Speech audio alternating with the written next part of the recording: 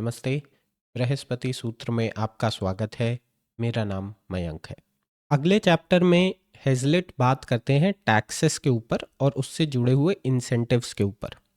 हेजलिट का तर्क है कि हाई टैक्सेस से प्रोडक्शन डिस्करेज होते हैं और वो एग्जाम्पल देते हुए कहते हैं कि मान लीजिए कोई इंडस्ट्री है जिसको बोला गया कि तुम्हारे होने वाले प्रॉफिट में से 70% टैक्स है और 30% तुम रखोगे।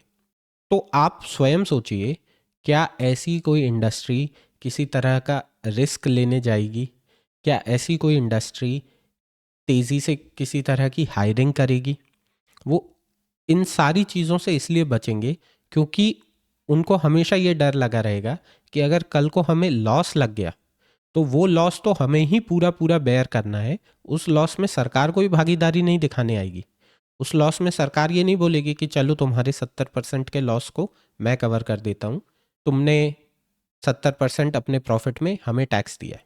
तो हेजलेट इस बात पर जोर देते हैं कि टैक्सेशन ज़रूरी तो है, लेकिन वो उस लेवल तक होने चाहिए जहाँ पर वो इस इंसेंटिव को किल ना करें कि लोगों को लगे कि मैं एक्स्ट्रा मेहनत क्यों करूं, मैं एक्स्ट्रा रिस्क क्यों लूं, क्योंकि मेरी रिस्क कैपेसिटी से मुझे उतना फ़ायदा नहीं होता, उससे ज़्यादा फ़ायदा तो सरकार को होता है। इसको एक बहुत अच्छे तर्क से ऐसे समझा जा सकता है कि अगर आप ऐसे सोचें कि आप मान लीजिए भारत में 1 करोड़ रुपए सालाना कमाते हैं, तो अगर आप चेक करने जाएंगे तो आप कम से कम 30 से 40% के आसपास अपनी सैलरी टैक्स में दे रहे होंगे। अगर मैं मोटे मोटे तौर पे ये भी बोल दूं कि आप 33% अपनी सैलरी टैक्स में देते हैं, तो आप ऐसे सोचिए कि आप साल के 12 महीने में से 4 महीने भारत सरकार के लिए काम करते हैं और 8 महीने खुद के लिए काम करते हैं। और अगर इसी टैक्स को बढ़ा बढ़ा कर कुछ इस तरह से ला दिया जाए कि वो 6 महीने और 6 महीने हो जाए, या आप 2 महीने खुद के लिए काम कर रहे हैं और 10 महीने सरकार के लिए काम कर रहे हैं, क्या आप खुद को मोटिवेटेड फील करेंगे कि मैं अपने करियर में किसी प्रोग्रेशन के बारे में सोचूं?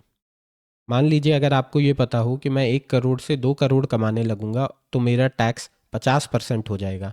आज मैं 8 महीने सरकार के लिए काम करता हूँ, कल मैं 6 महीने सरकार के लिए काम करने लगूंगा। क्या आप किसी भी प्रकार का मोटिवेशन फील करेंगे कि आप अपनी आय को 1 करोड़ से 2 करोड़ करें? तो टैक्सेशन अगर एक लेवल के बियॉन्ड बढ़ जाता है और उसके रिटर्न लोगों को नहीं दिख रहे होते, तो इससे ऑब्वियसली लोगों के अंदर असंतोष पैदा होता है और अल्टीमेटली प्रोडक्टिविटी का लॉस होता है। और जो मैं ये एग्जांपल दे रहा हूँ वो कोई हवाई बात नहीं है।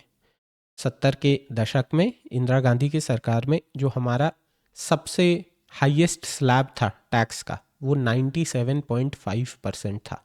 अब ऐसी कोई स्थिति बनेगी तो अल्टीमेटली क्या होता है, बहुत बड़े लेवल पर टैक्स एवेशन होता है, टैक्स चोरी होती है, लोग अपनी इनकम रिपोर्ट नहीं करते, इकोनॉमी रुक जाती है। कई लोग जो बहुत अमीर होते हैं वो ये कोशिश करते हैं कि हम किसी तरह से देश से ही निकल जाएं, और जो रेवेन्यू बढ़ाने की कोशिश की गई थी वो कोशिश असफल होती है। साथ ही साथ जो लोग ऑनेस्टी से अपना काम कर रहे हैं उनको भी एक तरह का डिस्करेजमेंट हो जाता है। जैसा मैंने बोला कि अभी आप 8 महीने खुद के लिए काम कर रहे हैं, एक प्रमोशन का मतलब हो गया कि आप 6 महीने खुद के लिए और 6 महीने सरकार के लिए काम करेंगे, तो आप कितना मोटिवेटेड फील करेंगे उस प्रमोशन के लिए। तो हेजलेट का लेसन यह है कि एक तरह का प्यूनिटिव टैक्सेस लगाना इकोनॉमी की पाई को छोटा कर देता है। अगर आप इकोनॉमी को एक पिज्ज़ा समझे और आज वो पिज्ज़ा 100 ग्राम का है और उसमें मेरा 1% शेयर है, तो मेरे पास 1 ग्राम पिज्ज़ा होगा। पर अगर वही पिज्ज़ा बढ़ के 200 ग्राम हो जाता है तो बिना कुछ किए तो मेरा शेयर बिना बढ़ाए मेरा शेयर 2 ग्राम हो जाता है।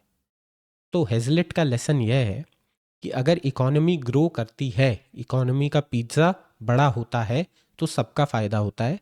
लेकिन ओवर टैक्सेशन करके अगर ये कोशिश की जाए कि हम जो अमीर है उससे ज़्यादा से ज़्यादा टैक्स वसूल करके गरीबों में बांटने जाएंगे, हम रॉबिन हुड बन जाएंगे, तो हमेशा लॉन्ग रन में इस तरह की पॉलिसी कभी भी फ्रूटफुल नहीं रही है आगे भी नहीं रहेगी। तो इंडिया में जो ये एक फितूर है कि अमीर आदमी से नफ़रत करो, लग्जरी से नफ़रत करो, सादा जीवन उच्च विचार, इस टेंडेंसी से निकलना पड़ेगा, क्योंकि यही टेंडेंसी उस इकोनॉमी के पिज्ज़ा को बड़ा होने से रोकती है।